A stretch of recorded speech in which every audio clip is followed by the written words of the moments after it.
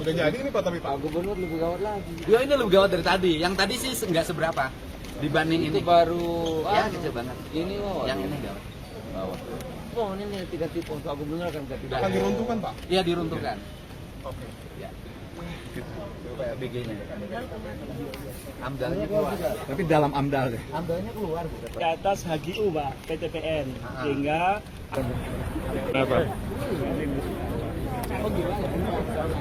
Oh iya.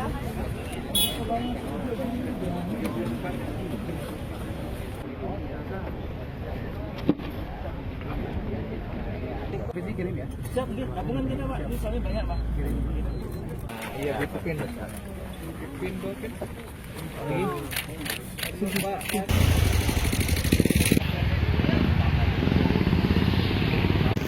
Hari ini yang terakhir, hari ini ya, besok lain lagi.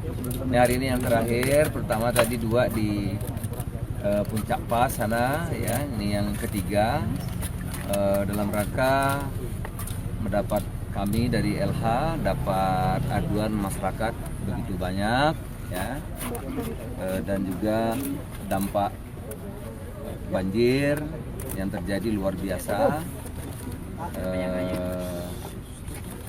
Dalam rangka juga menegakkan aturan hukum undang-undang yang berlaku, maka pertama tadi disegel 2 di sana, ini yang terakhir di sini ya.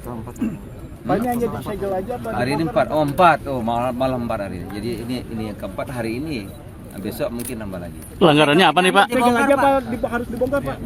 Pak Menteri Lingkungan. Oke, terima kasih ya.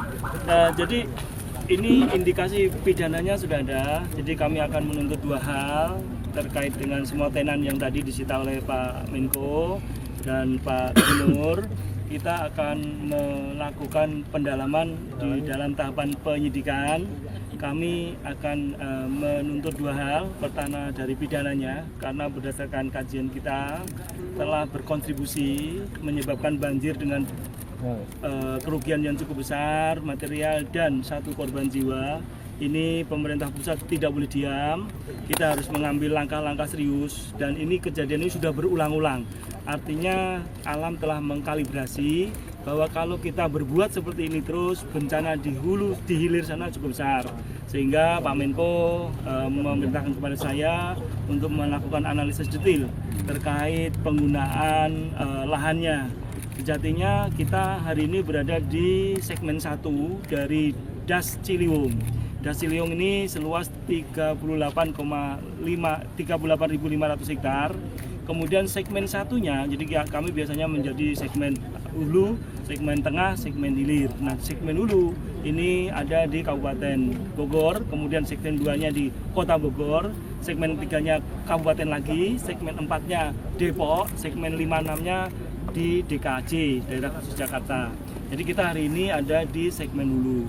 Segmen hulu ini luasnya, tadi luas das itu 38.500, segmen hulu luasnya 15.000. Artinya bahwa das Ciliwung ini seperti corong gitu, corong gini terus melipir seperti selang.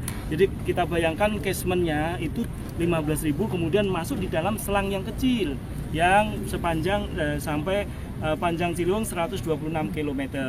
Jadi tingginya itu yang kita berdiri tadi sekitar 1.300 di puncaknya. Kemudian di hilirnya, di Jakartanya main 4 meter. Jadi bisa bayangkan dalam jangan jarak hanya 126 kilo, tetapi topografinya langsung jatuh gini. Sehingga apa yang disampaikan Pak Gubernur, kemarin terjadi banjir di hulu. Nah, banjir itu memang landscape kita tidak bagus. Landscape kita itu berupa batuan beku luar yang di bagian hulu. Nah, dengan komposisi kemudian dengan seperti itu tanpa dilindungi oleh hutan pegunungan, maka terjadi erodivitas, terjadi tingkat surface runoff di angka sampai 0,6%, 0,6, artinya setiap 1 liter hujan maka 0,6-nya akan turun langsung. Nah, pada saat kejadian total curah hujan dari tanggal 28 sampai tanggal 2 Maret yang menyebabkan banjir besar itu, maka total hujannya adalah 247 mm. Jadi jumlah total selama 3 hari. Itu kalau dikalikan landscape tadi 15.000, maka hari itu air turun sebanyak 35 juta meter kubik. Oke, sementara dengan landscape yang seperti itu, maka itu kemudian menjadi air itu tidak tertahan. Jadi air itu sejatinya, Pak Menko tadi, ini harusnya pohon. Sebenarnya dulu waktu kebun teh mungkin belum ada seperti ini, belum ada gangguan lain. Jadi sekarang sudah bangunan. Nah, ini patut kemudian menjadi pencematan apa yang dikatakan Pak Gubernur, bahwa terjadi perubahan tata ruang yang harus diteliti lagi.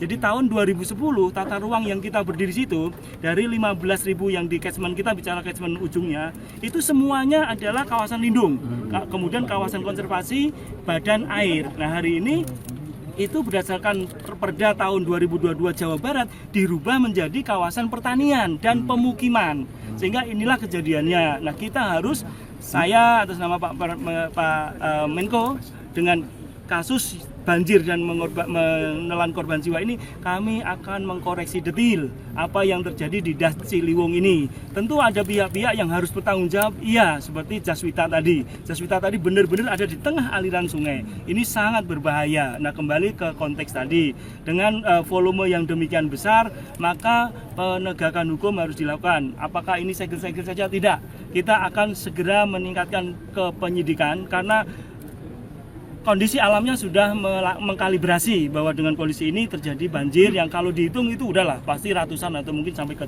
triliun. Kemudian satu orang melayang, satu jiwa itu nggak boleh melayang karena kelalaian kita.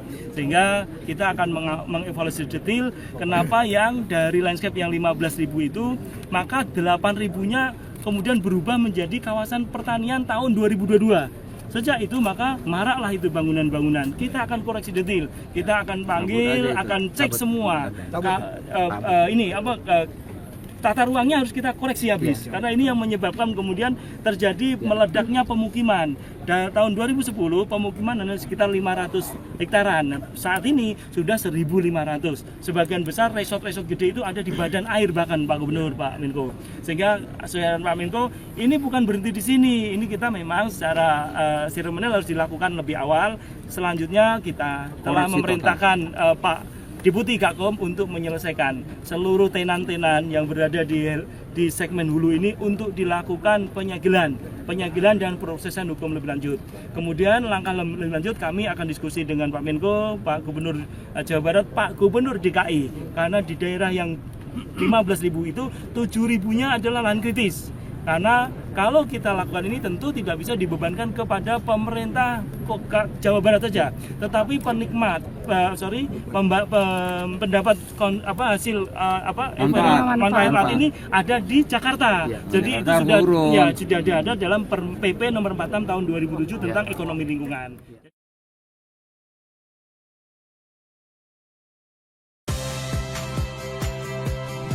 Saya Audrey Chandra.